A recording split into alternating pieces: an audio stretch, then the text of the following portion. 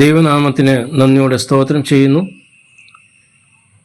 ആരാധനയോടുള്ള ബന്ധത്തിൽ സങ്കീർത്തനത്തിൽ നിന്ന് ഒരു വേദഭാഗം വായിക്കുവാൻ ഞാൻ ആഗ്രഹിക്കുന്നു.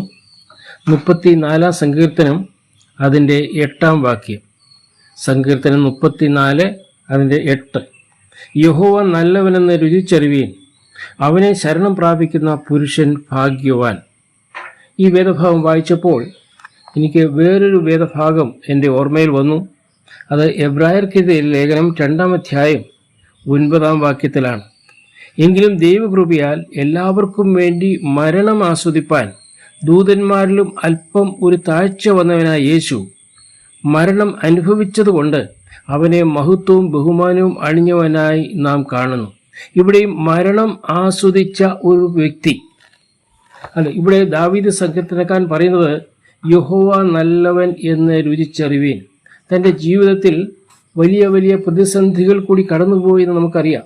കാരണം അത് 1 ശമൂവേൽ 21-ാം അധ്യായം 22-ാം അധ്യായം നാം വായിക്കുമ്പോൾ ഈ ദാവീദ് പോയതായിരിക്കുന്ന പ്രതിസന്ധികൾ എങ്ങനെയായിരുന്നു, എന്തായിരുന്നു എന്നും വലിയവനായിരിക്കുന്ന ദൈവത്തിൻ്റെ സാന്നിധ്യം തനിക്ക് ഇപ്രകാരം അത് അനുഭവിപ്പാൻ തക്ക ഇടയായി എന്നുള്ളതും നമുക്ക് മനസ്സിലാക്കുവാൻ തക്കം കഴിയുന്നുണ്ട്. അങ്ങനെ പ്രതിസന്ധിയിൽ കൂടി കടന്നുപോയതായിരിക്കുന്ന, വളരെ നിരാശയിലും ദുഃഖത്തിലുമായിട്ട് കടന്നുപോയതായിരിക്കുന്ന ദാവീദ് തൻ്റെ അനുഭവത്തിൽ ദൈവം ചെയ്തിട്ടുള്ളതായിരിക്കുന്ന നന്മകളെ ഓർത്തുകൊണ്ട് താൻ പറയുകയാണ് യഹോവ നല്ലവൻ എന്ന് രുചിച്ചറിവീൻ. ഇവിടെ ആദ്യമായിട്ട് നാം കാണുന്നത് ആരാണ് സ്തുതിക്കേണ്ടത്? ആരാണ് സ്തുതിക്കേണ്ടത്? എല്ലാവരും സ്തുതിക്കണം. ആരെയാണ് സ്തുതിക്കേണ്ടത്? യഹോവയെ സ്തുതിക്കണം. അതുപോലെ തന്നെ നാം കാണുന്നത് ഏതെല്ലാം സമയത്താണ് സ്തുതിക്കേണ്ടത്? എല്ലായ്പ്പോഴും നാം ദൈവത്തെ സ്തുതിക്കണം എന്ന് നമുക്കിവിടെ കാണുവാൻ കഴിയുന്നുണ്ട്. ദൈവത്തെയാണ് സ്തുതിക്കേണ്ടത്. ഞാൻ എല്ലാ കാലത്തും യഹോവയെ സ്തുതിക്കും, യഹോവയെ സ്തുതിക്കും. അപ്പോൾ സ്തുതിക്ക് യോഗ്യൻ നമ്മുടെ കർത്താവ് മാത്രമാണ്. നാം സ്തുതിക്കുവാൻ അർഹപ്പെട്ടത് നമ്മുടെ കർത്താവ് അല്ലാതെ വേറെ ആരുമല്ല.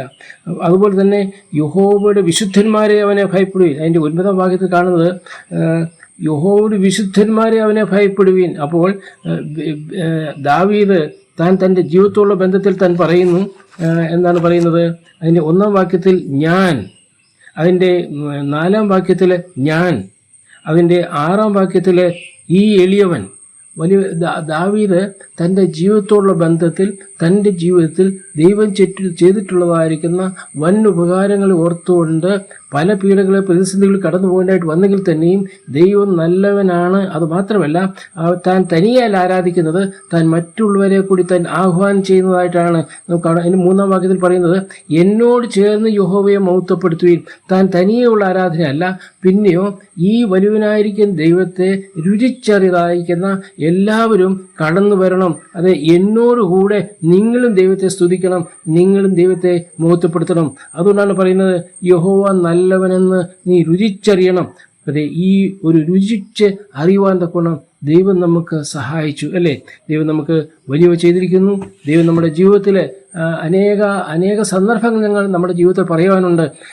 ദൈവം നമ്മുടെ ജീവിതത്തിൽ നന്മ ചെയ്തതായിരിക്കുന്ന, കയ്പിൻ്റേതായിരിക്കുന്ന അനുഭവത്തിൽ കൂടി കടന്നുപോയതായിരിക്കുന്ന വേളയിലും ദൈവം നമ്മുടെ ജീവിതത്തിൽ നന്മ ചെയ്തു. അത് ഇന്ന് രാവിലെ സമയത്ത് നമുക്ക് പറയുവാൻ തക്കോണം കഴിയും, യഹോവ എനിക്ക് വേണ്ടി അവൻ നല്ലവ ചെയ്തു. എന്നാൽ പ്രിയരെ, ഒരു വേദഭാഗം കൂടി ഞാൻ വായിക്കട്ടെ. 1 പത്രോസ് 2-ാം അധ്യായത്തിൻ്റെ 3-ാം വാക്യം. 1 പത്രോസ് 2-ാം അധ്യായത്തിൻ്റെ 3-ാം വാക്യം. കർത്താവ് ദയാലു എന്ന് നിങ്ങൾ ആസ്വദിച്ചിട്ടുണ്ടല്ലോ. നമ്മുടെ ദൈവം ദയാലുവാണ്. നമ്മുടെ ദൈവം കരുണാമയനാണ്. നമ്മുടെ മേൽ സ്നേഹം വർഷിപ്പിക്കുന്ന ദൈവമാണ്. ആ ദൈവം എന്നുള്ളത് നാം ആസ്വദിച്ചിട്ടില്ലേ? ആസ്വദിച്ചിട്ടുണ്ട്. യഹോവ നല്ലവനെന്ന് നമ്മൾ ആസ്വദിച്ചിട്ടില്ലേ?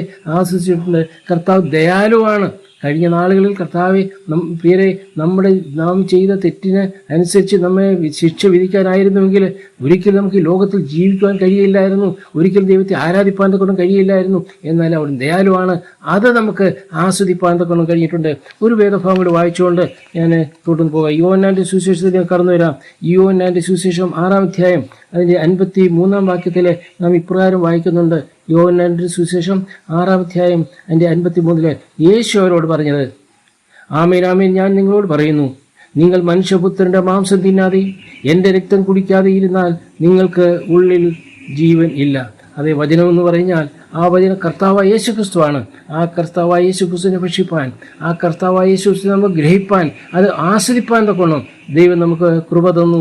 അതോർത്ത് ദാവീദ് സങ്കീർത്തനോടൊപ്പം തന്നെ സകല വിശുദ്ധന്മാരോടൊത്ത് തന്നെ നമുക്ക് ദൈവത്തെ സ്തുതിക്കാം, ദൈവത്തെ മഹത്വപ്പെടുത്താം. എന്നാൽ പ്രിയരെ, നാം യഹോവ നല്ലവനെന്ന് നാം രുചിച്ചറിയുമ്പോൾ ഒരു വസ്തുത നാം മറന്നു പോകരുത്.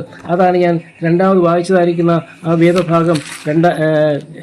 എബ്രായർക്ക് എഴുതിയ 2-ാം അധ്യായത്തിലേക്ക് നാം കടന്നു വരുമ്പോൾ അതാ ഒരുവൻ ആസ്വദിച്ചു, അത് മറ്റൊന്നുമല്ല. അതാണ് നമുക്ക് ചിന്തിക്കാനുള്ളത്. എബ്രായർക്ക് എഴുതിയ 2-ാം അധ്യായത്തിൽ 9-ാം വാക്യത്തിൽ, എങ്കിലും ദൈവകൃപയാൽ എല്ലാവർക്കും വേണ്ടി മരണം ആസ്വദിച്ചു. പ്രിയരെ, നാം യഹോവ നല്ലവനെന്ന് നാം ദൈവം നമ്മുടെ ജീവിതത്തിൽ ചെയ്തിട്ടുള്ളതായിരിക്കുന്ന വൻ ഉപകാരങ്ങളെ ഓർത്തുകൊണ്ട് കയ്പിൻ്റെ അനുഭവത്തിൽ കൂടി കടന്നു പോകാതിരിക്കുന്ന സമയത്തും ആ സമയത്തും ദൈവം നമ്മെ കൈവിടാതെ സൂക്ഷിച്ചതുകൊണ്ട് ദൈവം നല്ലവനാണെന്ന് നമുക്ക് രുചിച്ചറിയുവാൻ തക്ക കഴിയുന്നുണ്ട്. അവൻ ദയാലുവാണെന്ന് നമുക്ക് ആസ്വദിപ്പാൻ തക്ക കഴിയുന്നുണ്ട്. എന്നാൽ ഇതിനൊക്കെയും കാരണം എന്തെന്ന് ചോദിച്ചു കഴിഞ്ഞാൽ എബ്രായർക്ക് എഴുതിയ ലേഖനം 2-ാം അധ്യായം 9-ാം അധ്യായത്തിൽ ഒരുവൻ മരണം ആസ്വദിച്ചു. മരണം ആസ്വദിക്കുക എന്ന് പറഞ്ഞു കഴിഞ്ഞാൽ, ഞാൻ വേറെ രീതിയിൽ പറയട്ടെ, രുചിക്ക് ആസ്വദിക്കുകയും അല്പം വ്യത്യാസമുണ്ട്. രുചി എന്ന് പറഞ്ഞാൽ ഒരു ആഹാരത്തിൻ്റെ രുചി നമ്മൾ നോക്കുന്നുണ്ട്. എന്നാൽ ആസ്വദിക്കുക എന്ന് പറയുമ്പോൾ ഏത് സ്ഥാനത്തും അല്പസമയം ഇരുന്നുകൊണ്ട് നമുക്ക് ഇൻട്രസ്റ്റ് ആയിട്ട് വളരെ ആഗ്രഹമുള്ളതായിരിക്കുന്ന ഒരു സാധനം നമ്മൾ സാവകാശത്തിൽ നമ്മൾ കുടിക്കുമല്ലോ, അതിനെയാണ് ആസ്വദിക്കുക എന്ന് പറയുന്നത്, കുടിച്ചാസ്വദിക്കുക എന്ന് പറയുന്നത്. അങ്ങനെയെങ്കിൽ നമ്മുടെ കർത്താവായ യേശുക്രിസ്തുവോട് പറഞ്ഞ ആ പദമുണ്ടല്ലോ, ദൈവകൃപയാൽ എല്ലാവർക്കും വേണ്ടി ഞാൻ മരണം ആസ്വദിച്ചു എന്ന് പറഞ്ഞാൽ 33 വർഷക്കാലം തന്നെ ലോകത്തിൽ ജീവിച്ചതിന് ശേഷം നമ്മളൊരു AC റൂമിൽ പോയി അല്പസമയം വിശ്രമിക്കുന്ന മാതിരി നമ്മുടെ കർത്താവായ യേശുക്രിസ്തു കാൽവരിക്രൂശിനെ AC റൂമാക്കിക്കൊണ്ട് തൻ്റെ ആ മരണത്തെ തന്നെ ആസ്വദിച്ചു. എന്തിനു വേണ്ടിയായിരുന്നു? ആ മരണം ആസ്വദിച്ചത് മുഖാന്തരമാണ് ഇന്ന് നമുക്ക് യഹോവ നല്ലവനെന്ന് രുചിച്ചറിയുവാൻ ഇടയായി തീർന്നത്. യഹോവ ദയാലുവാണെന്ന് ഇന്ന് നമുക്ക് ആസ്വദിപ്പാൻ കഴിയുന്നതിന് കാരണം എന്തെന്ന് ചോദിച്ചു കഴിഞ്ഞാൽ, നമ്മുടെ കർത്താവായ യേശുക്രിസ്തു 2000 വർഷങ്ങൾക്ക് മുമ്പ് ഈ ലോകത്തിലേക്ക് കടന്നു വന്നുകൊണ്ട് ആ മരണം, ആ കാൽവരിക്രൂശ്, ആ ഗോൽഗോഥ മലയിൽ ആ കാൽവരിക്രൂശ് അത് താനൊരു ആസ്വദിക്കുന്ന ഒരു സ്ഥാനമായിട്ട് താൻ തിരഞ്ഞെടുത്തു. എന്തിനു വേണ്ടി ചെന്ന് ചോദിച്ചു കഴിഞ്ഞാൽ, നമ്മെ അവൻ കണ്ടു, നമ്മെ ലഭിക്കുമെന്നുള്ളതായിരിക്കുന്ന പ്രതീക്ഷയോടുകൂടി അവൻ തൻ്റെ ജീവിതത്തെ മറന്നു, അവൻ സകലതും മറന്നു, അവനതിനെ ആസ്വദിക്കുവാൻ തക്ക ഇടയായി തീർന്നു.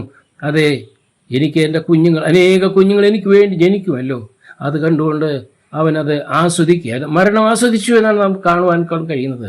അതെ, ഈ സംഗീതക്കാരൻ പറയുന്നത് പോലെ യഹോവ നല്ലവനെന്ന് രുചിച്ചറിയുവാൻ ദൈവം നമുക്കിടയാക്കി ഓർത്ത് നമുക്ക് ദൈവത്തെ സ്തുതിക്കാം. പിതാവായ ദൈവത്തിൻ്റെ ഏക ആഗ്രഹം എന്ന് പറഞ്ഞാൽ തൻ്റെ പുത്രൻ മരണം ആസ്വദിക്കണമെന്നുള്ളതായിരിക്കും. പിതാവായ ദൈവത്തിൻ്റെ ആഗ്രഹം അതന്നെയല്ലോ കർത്താവായ യേശുക്രിസ്തു പറഞ്ഞത്, പിതാവേ നിന്റെ ഇഷ്ടം ചെയ്യുവാൻ ഞാൻ വരും. നിന്റെ ഇഷ്ടം, പിതാവായ ദൈവത്തിൻ്റെ ഇഷ്ടം, ഞാൻ ഈ മരണം ആസ്വദിക്കുക എന്നുള്ളതായിരുന്നുവെങ്കിൽ അതിനുവേണ്ടി ഇതാ ഞാൻ പോകുന്നു എന്ന് പറഞ്ഞുകൊണ്ട്, ഇതാ ഞാൻ വരുന്നു എന്ന് പറഞ്ഞുകൊണ്ട് കർത്താവായ യേശുക്രിസ്തു തൻ്റെ മടി വിട്ടുകൊണ്ട് ഈ പാപഭംഗിലമായിരിക്കുന്ന ലോകത്തിലേക്ക് കടന്നു വന്നു. എല്ലാവർക്കും വേണ്ടി മരിക്കും. ഒരാൾക്ക് വേണ്ടിയല്ല, 2 പേർക്ക് വേണ്ടിയല്ല, ധനവാന്മാർക്ക് മാത്രമല്ല, ദരിദ്രന്മാർക്ക് വേണ്ടിയല്ല, എല്ലാവർക്കും വേണ്ടി മരിച്ച ഒരു കർത്താവ്, മരണം ആസ്വദിച്ചതായിരിക്കുന്ന ഒരു കർത്താവ്, നമുക്ക് പകരമായി നമുക്ക് വേണ്ടി മരിച്ച, നമുക്ക് വേണ്ടി മരണം ആസ്വദിച്ച ഒരു കർത്താവ് മാത്രമല്ല, അവൻ മനുഷ്യനായി മരിച്ചു. എന്നാൽ മനുഷ്യന് വേണ്ടി മരിച്ചു. അതാണ് അവിടുത്തെ പ്രത്യേകത. അവൻ മനുഷ്യനായി മരിച്ചു, എന്നാൽ മനുഷ്യന് വേണ്ടി മരിച്ചു. പ്രിയരെ, ഈ കർത്താവിനെ നമുക്ക് രുചിച്ചറിയുവാൻ തക്കണം ഇടയായി. നാം ഇന്ന് യഹോവ നല്ലവനെന്ന് രുചിച്ചറിയുന്നു. ആ ദൈവത്തെ നാം സ്തുതിക്കുവാനായിട്ട് നാം കടന്നു വന്നിരിക്കുന്നു.